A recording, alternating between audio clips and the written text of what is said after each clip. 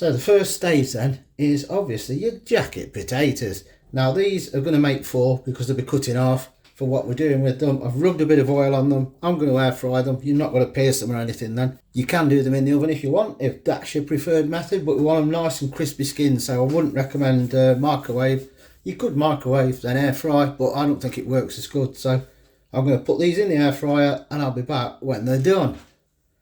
So the jacket spuds are done. Next we have just a 170 gram packet of stuffing. Now I'm just using Tesco's own cheapo stuffing.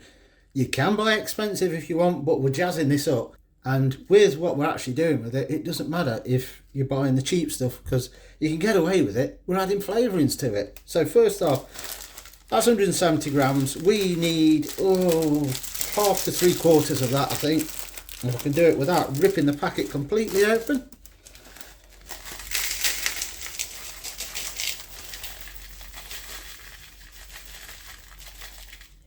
There we go, that's just over half a pack, about 2/3 of the pack. So what you're looking at there, 40, 80 grams ish, berry-ish. And then what we're going to add, now this is optional of course, but we're spice and easy. So a good glug, technical term, crushed chilli, a teaspoon of garlic granules. You can use garlic powder if you want. You can use fresh garlic. I've actually got some fresh garlic, but I can't be bothered to get the garlic press out or chop it all up finely with my knife. So I'm just using garlic granules for ease of use. A teaspoon of mixed herbs, just to add a bit more to the stuffing because it's cheap.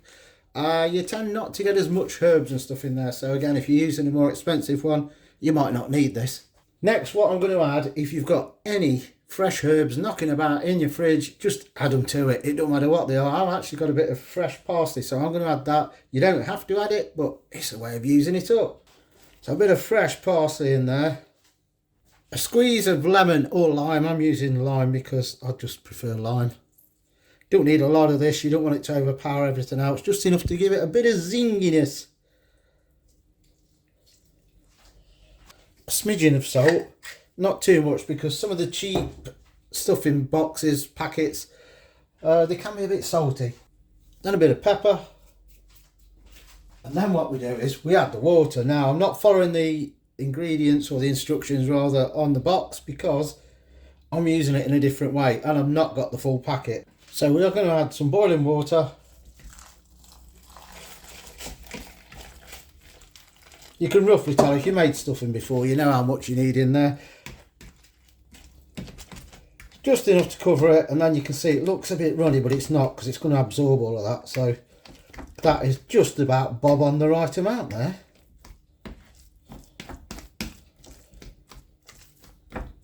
And what we'll do is we'll leave that for 5 minutes just to absorb the water and then see if we need to add a bit more because we don't want it too thick with what we're going to do with it. So I'll catch you in a mo. And that looks just about right. Look, it's not too firm, but it's enough for what we're doing with it. So what we need to do next is, you've seen a previous recipe I've done very similar to this where I did Bombay potatoes. So what we're going to do is you put a spoon, is the easiest way, a teaspoon, go around the edge on your jacket spuds, scoop that out, make sure you've got near enough all the gubbins, try and be careful not to make a hole in the skin, and add that to the stuffing. I'll do the other bits, there's 3 more to do because I've got 2 potatoes that I've chopped in half. Just like that, that's 4 halves, so 2 potatoes, and we've got the skins there, look, ready to scoop it back into. So we need to now mash all this up, mix it together, and what we're also going to add to this as well is a good wedge of butter. And now we're going to mash it all up, mash the potato up, mix it all in with the stuffing.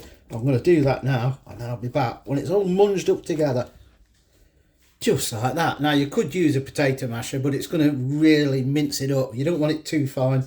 You want it quite rough, rustic as they say, because you want the texture there. You don't want it just finely creamed potatoes in there. You want the stuffing and everything. Of course, we've got to try it. That's nice. All that needs is a bit more salt because there's not much in that pack.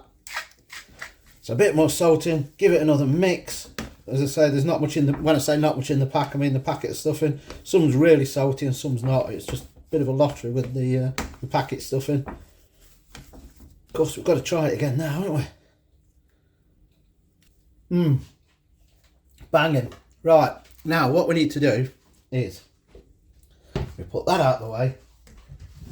We get a spoon. In fact, I'll put that there so you can see it in the corner.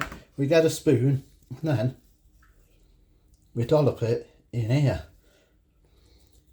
Why don't you just have spuds and you're stuffing separately, you say? Because this is fancy. It's just something that people will get it when you've got mates round or friends round for dinner. And it's like, oh, well, they're nice. So you do that. I mean, you're going to have plenty because we're added stuffing. So you'll have more than what the potato skin can hold anyway. So get to that point. Pat it down a bit. Make sure you've got clean hands, obviously. Nicely round it off. And then just get your fork that way. Because these ridges will then go crispy. Now, I've done this before and Fiona said, oh, they're nice. So I know it works. That's one done. I'll do the other 3 and then be back. And there we go. 4 jacket potatoes. Well, it's actually 2, but cut in half. And what I'm going to do is put these in the air fryer. They will go really crispy on top, but so soft in the middle. They're really nice. The skins will go crispy. You'll love them. You can do it in the oven if you want. If you've not got an air fryer, it'll work just as well. Just take a bit longer. And then what you can do is just before they're ready, you could always grate some cheese on top and put cheesy ones. Then you can have one with anything, not just a Sunday dinner or anything like that.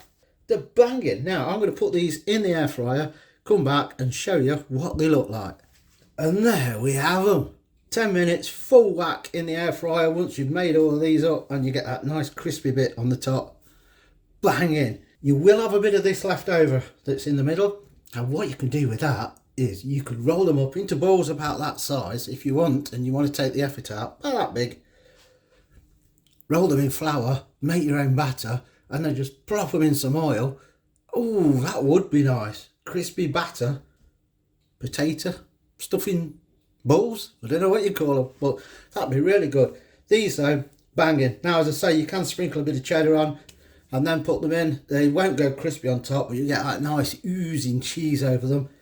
You can also, which I've not done this time, but I did do it the last time I made them, I added some really, really finely chopped onion. Spring onions would work, shallots, normal onion, just has a bit of onion flavour to it. Or add your own stuff. At Christmas you could make this and do Christmas ones and put some cranberries in it. Now there's an idea for your Christmas dinner.